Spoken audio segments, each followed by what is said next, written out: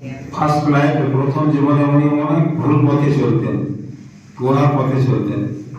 উনি আল্লাহর একজন নবীর কাছে গেলেন, বলে হুজুর আমি তো অনেক গুনাহ করে ফেলেছি, আমার কি উপায় হবে? বলে দাও আমি তোমার জন্য দোয়া করছি, তুমি যে কোনো মসজিদে জামাতের সাথে নামাজ পড়বে, যখন ইমাম সাহেব মোনাজাত করবে তখন তুমি কি বলবে? আল্লাহ তোমার এই জামাতে যদি একজন নেককার থাকে তার আসলে আমাকে মাফ করে দাও। এইভাবে সে 2 মাস ধরে নামাজ পড়ছে, কিন্তু তার তওবা কবুল হলো কিনা বুঝতে পারছে না। কারণ হুজুর বলে দিয়েছেন যেদিন তোমার তওবা কবুল হবে সেদিন তুমি আল্লাহর তরফ থেকে একটা আওয়াজ পাবা।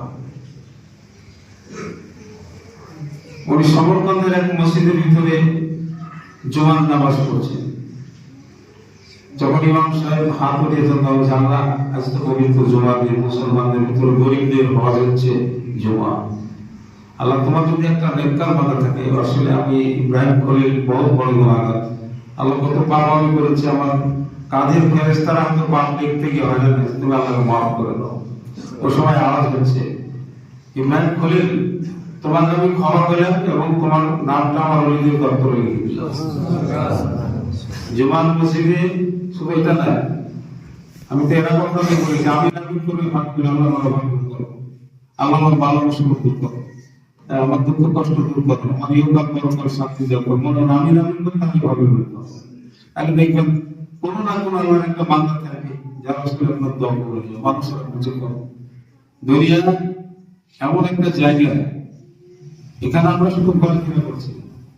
এই গত কিছুদিন আগে আমার একটা বই, 5-6 দিন আগে আমার সাথে এক মহিলা কথা বললো, ইয়াবু জিয়াম মাস্টার নাম, মোবাইলে কথা বলে বিকালের দিকে কোথায় বলতেছি হুজুর আমি না চলতেছি, কেন বলে আমার শ্বশুর বাড়ি, 3 বছর আগে স্ত্রী মারা গেছে আপনার সাথে। আজকে সকালে গতকাল কারণে দিয়েছে ছোট্ট মেয়ে ক্লাস 8 পড়ছে, বলছে দাদু আব্বা তার ঈশ্বর করে তো আমরা আজকে মেডিকেল নিয়েছি, রাতে কয়েকবার নিয়ে গেলাম ধরে নেই, সকালে আমার বলি মাছ বলি যে মাস্টার মারা গেল। 2-3 দিন আগে আমার সাথে কথা হচ্ছে। তাহলে এই যে মৃত্যু আমাদের হবে, এই জন্য দুনিয়ার সবসময় আপনার কাছে ক্ষমা চাইবে এবং দুনিয়া থেকে ভালো দিয়ে যেতে হবে। যেন আপনি ময়লা জামা কাপড় পরে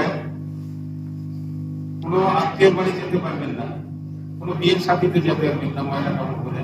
আমাদের সাথে গুনহার ময়লা নিয়ে কিন্তু আমরা যেতে পারবো না। এই জন্য আমাদেরকে সাবধান এবং সতর্ক হতে হবে, দুনিয়ার থেকে গুনাশূন্য অবস্থায়